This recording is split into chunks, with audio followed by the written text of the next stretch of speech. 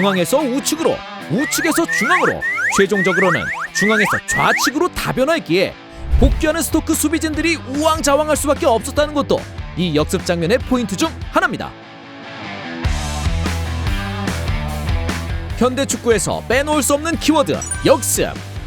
얼마나 빠른지, 얼마나 정교한지에 따라 득점이 될 수도 공격 기회가 허무하게 낭비될 수도 있는데요. 그 포인트를 세계 최고 레벨의 선수들이 펼치는 역습 속에서 함께 찾아보시죠.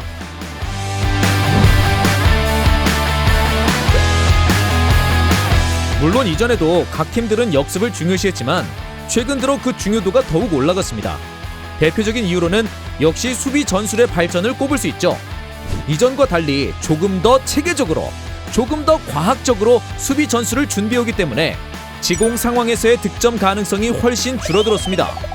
특히 경기를 준비할 때 팀 단위뿐만 아니라 개개인 단위로도 철저히 대비하곤 하는데요. 상대 공격수의 플레이 스타일 분석을 통해 선호하는 드리블 방향, 슈팅 각도 등을 막을 수 있도록 예습을 실시하죠. 이로 인해 일반적인 인플레이 상황에서 유효한 공격 기회를 만들어내기에 어려움이 따르고 있습니다. 또한 트렌드의 변화도 있는데요. 이제는 너무나도 자연스러운 수비수들의 세트피스 가담입니다.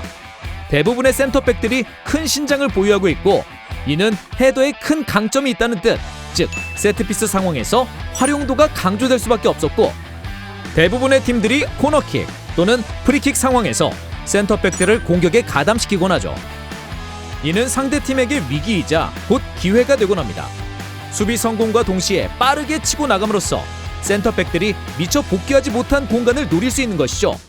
실제로 현대 축구에서는 이러한 역습 상황에서 득점이 꽤나 많이 나오는 편이지만 그만큼 수비수들의 공격 가담도 효과를 발휘하기에 지속적으로 시도할 수밖에 없습니다. 이와 연결되는 것이 오버래핑, 더 나아가 공격 전술과 수비 전술의 세분화라고 볼 수 있죠. 풀백들의 오버래핑과 함께 생기는 넓은 뒷공간은 역습을 노리는 팀들에게 주요한 먹잇감입니다. 공격을 끊어냄과 동시에 빠르게 역습을 진행한다면 무게중심이 전방으로 쏠려있는 풀백들보다 먼저 상대 진영에 도착할 수 있고 이는 유효한 공격 기회로 연결될 수 있는 것이죠. 더 나아가 이제는 전술의 세분화로 인해 공격식 포메이션과 수비식 포메이션이 달라지는 경우가 많은데요. 공격을 하다가 소유권을 내줄 경우 수비 포메이션으로 돌아오기까지의 시간이 어느 정도 소모되고 이때 전열을 가다듬지 못한 수비진을 노릴 수 있는 것이 바로 스피디한 역습입니다. 이처럼 정교하고 빠른 역습 전술은 현대 축구에서 득점 가능성을 비약적으로 높일 수 있는 중요한 요소로 자리매김한 것이죠. 역습 전술에는 다양한 패턴이 존재하지만 그 속에는 공통된 포인트가 있습니다. 세계 최고 레벨의 역습 장면에서 찾아볼 수 있는데요.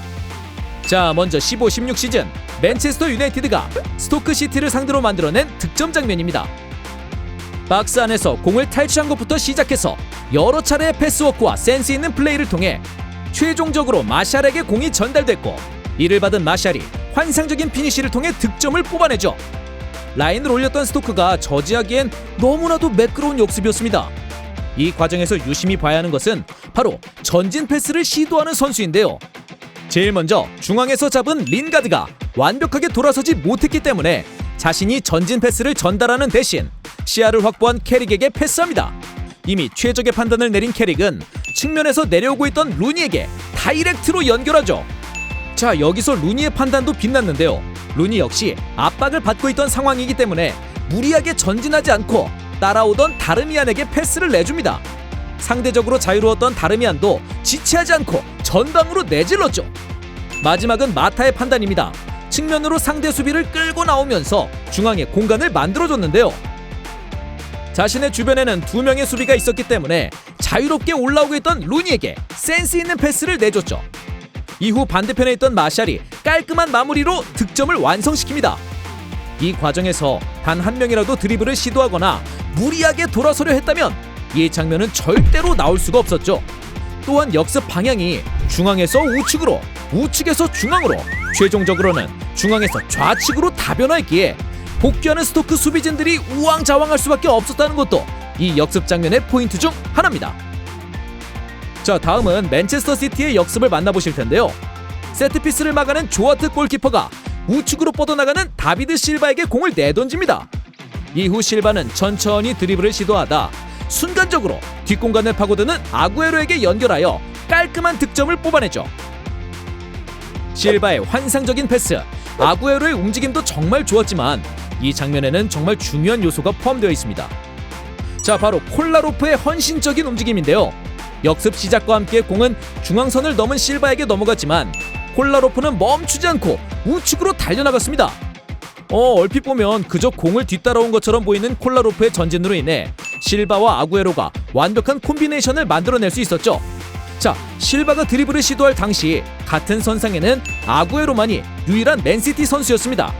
반면 토트넘은 역습을 방어하러 온 우측의 라멜라, 중앙의 로즈, 그리고 좌측의 메이슨, 이렇게 총 3명이 있었죠. 이로 인해 2대3으로 불리한 상황에 놓여 있었지만 콜라로프가 돌아나가주면서 라멜라의 시선을 끌었습니다. 자연스레 라멜라는 콜라로프를, 중앙의 로즈가 실바를 마킹하는 형국이었죠. 이로 인해 로즈의 시선이 실바에게 쏠린 순간 아구에로가 순간적인 뒷공간 침투로 무인지경의 찬스를 잡을 수 있었습니다.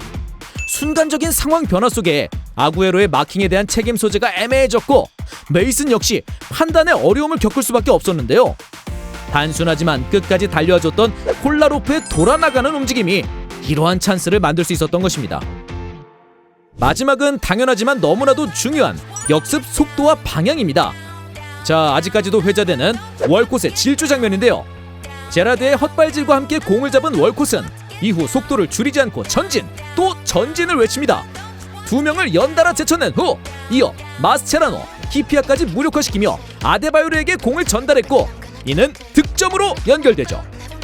물론 속도가 빠르면 빠를수록 좋지만 이와 동시에 역습을 나가는 방향, 드리블과 패스를 정하는 정확한 상황 판단이 있어야 합니다.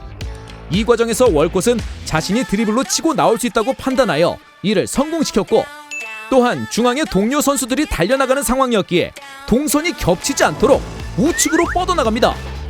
이로 인해 아데바요르를 따라가던 히피아도 마지막에는 나올 수밖에 없었고 스크르텔마저 우왕좌왕하다가 넘어지는 참사가 일어났죠. 이처럼 완벽한 역습은 속도뿐만 아니라 동료들의 움직임과 그 상황에서 최상의 선택지를 결정하는 판단 능력이 뒷받침되어야 합니다. 축구 팬들에게 짜릿함을 선사하는 역습. 역습 전술은 지금 이 순간에도 더욱 고도화되고 세련돼지고 있는데요. 축구의 재미는 정말 무궁무진하다는 것을 강조하면서 지금까지 터치비였습니다.